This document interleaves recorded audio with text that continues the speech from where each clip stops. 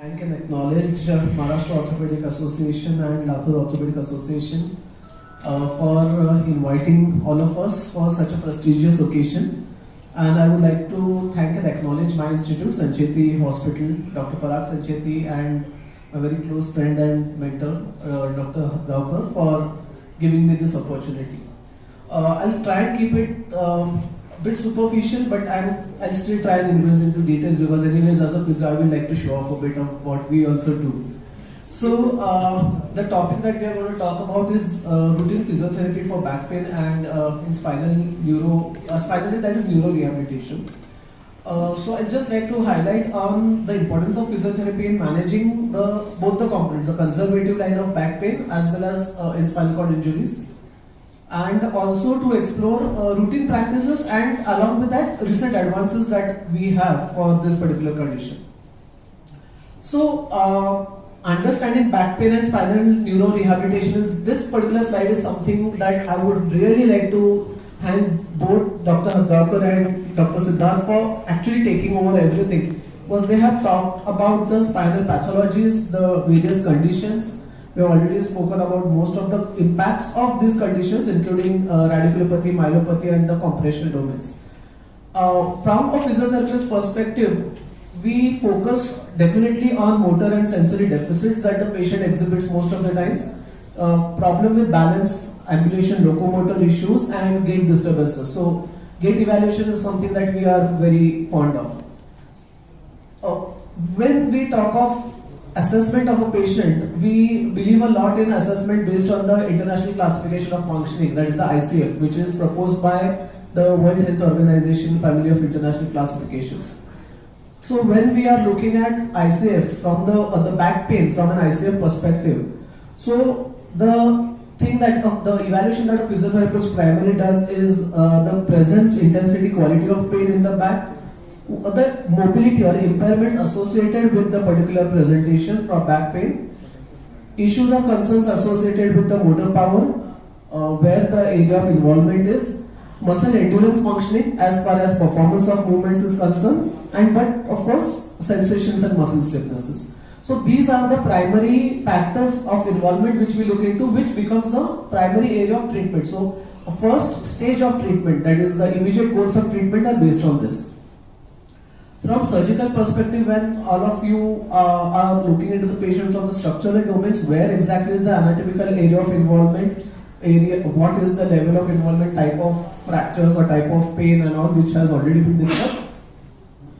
And finally, what both of us as a team, when we look over there, is what are the activities and participations the patient is having an involvement into. So, ability to change the basic body posture, involvement into instrumental activities and basic activities. So, eating, bathing, brushing, combing, to performance of regular tasks and activities, including lifting, carrying, walking, dressing upper body, dressing lower body, and very important is remunerative employment, because everybody wants to go back to their occupation. So, at times when we have discussing about occupation related domain, in fact the source of problem is the occupation. So that also needs to be looked into. When this is done, we should definitely consider the environmental domain. So impact of the caregivers on the patient's health, availability of healthcare professionals, including their specialty, availability and the level of treatment conducted, attitudes of the family members, because in the earlier case also where we were discussing, the level of involvement of the family member is equally important. And finally, what are the healthcare system policies, which we were discussing with our honorable chief guest today. So these are also equally important from all our perspective when we are talking about treatment of a particular condition. So coming to the topic, what routine physiotherapy for back pain all would be. So initial assessment of the patient, where we look at the history, the source of the problem. For example, we have a patient who is a 25-year-old software professional coming to us with tingling and radiating pain in the right upper extremity. The routine physiotherapy domain of giving basic traction, cervical isometric exercise, range of motion, pain management was given. Immediate level patient was considered to be better, sent back to the job after 4 weeks, coming back with the similar domain of complaints. So the impact of his occupation, so he was working for around 8 to 12 hours sitting on the particular position, the PC, the level of the monitor setting and everything. Once they are better, the pain has reduced, so they don't want to follow the medications, they don't want to follow the exercises, and they want to go back, assuming that they are normal. Normal means they will go back to the same intensity of work which has actually caused the source of problem. So understanding this level of involvement is equally important. The routine evaluation that we do for neck or back, so since this is a topic of back pain, we do a routine clinical evaluation that we all talk about, red flags and contraindications to physiotherapy. Always look at associated structures. One thing that we realized in our regular practice was many sources of back pain were actually the sacroiliac joint transferring or radiating the pain into the back. So involvement of the sacroiliac joint should not be underestimated. And we went ahead to publish this new clinical test for the sacroiliac joint dysfunction at our institute. Test being called as the Shimpi's Prone SI joint test, which was published in Hong Kong Physiotherapy Journal, having a validity and reliability of around 80%. So this also was a quick screening tool which helped us understand. What we believe a lot is the functional assessment of the patient. What is the not just the routine clinical assessment, functionally what the patient is able to do, not able to do, what are the requirements of the tasks. Quite frequently we have athletes who are playing for like I have a case example of a 12-year-old lawn tennis player who was playing at a state level. He was a very forceful player, very aggressive in his domain, but his technique was wrong. While hitting the ball, especially while serving, there was no lift of the leg, so he had to jump and hit the ball. So he was not jumping, so his legs were in contact while he was hitting the ball. This small change caused a lot of issue on his back, causing grade 1 to grade 2 listhesis.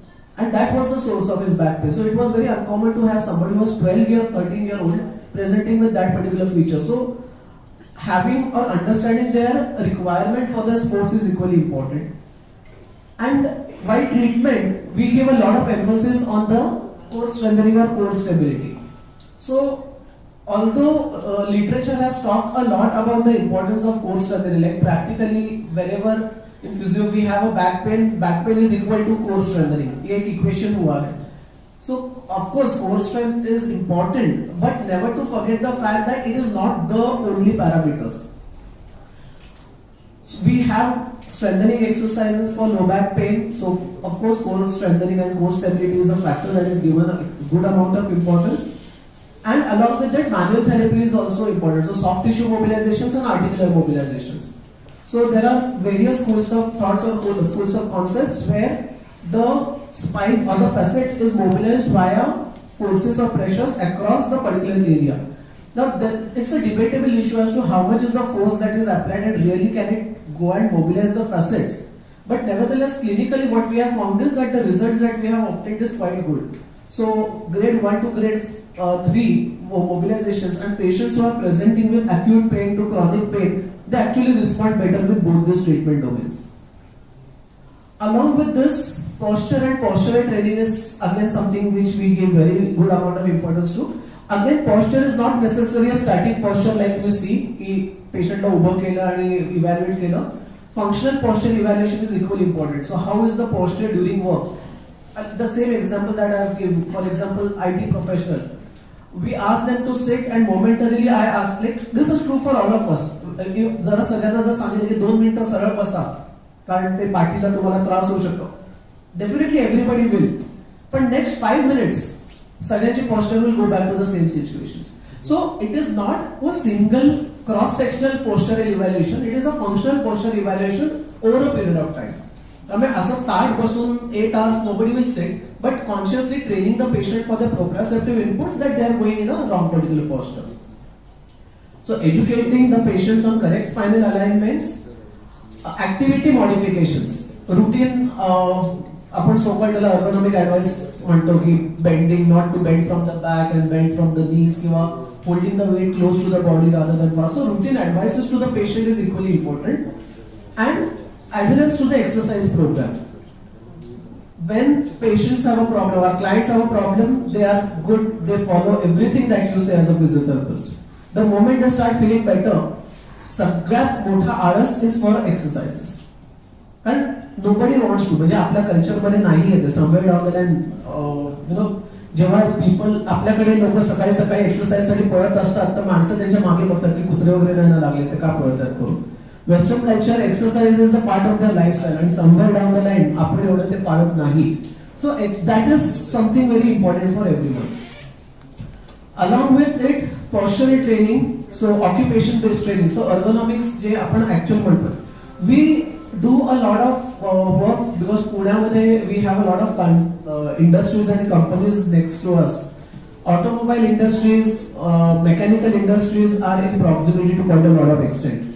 So we have a lot of clients, a lot of tie-ups with companies where they show us postural deviation or issues.